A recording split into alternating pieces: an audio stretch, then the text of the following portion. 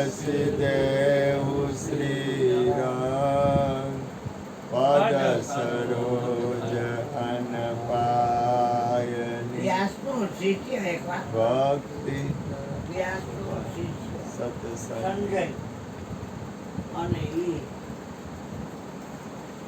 દિવ્ય દ્રષ્ટિ પ્રાપ્ત અને બોલો આંધળો એ કે સંજય મહારાણી પાંડુના કુરુક્ષેત્રના મેદાનમાં શું કરી રહ્યા છે?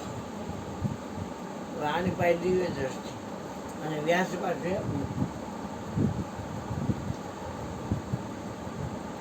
તો રામાયણમાં નીતિ આવે કે ગુરુ પદ નખગણ મણિગણ જ્યોત શુભિરત દિવ્ય દ્રષ્ટિ ય હોત. દિવ્ય દ્રષ્ટિ અહીંયા બધા પણ ગુરુના ચરણકમળના જે નખ છે એ મણિઓના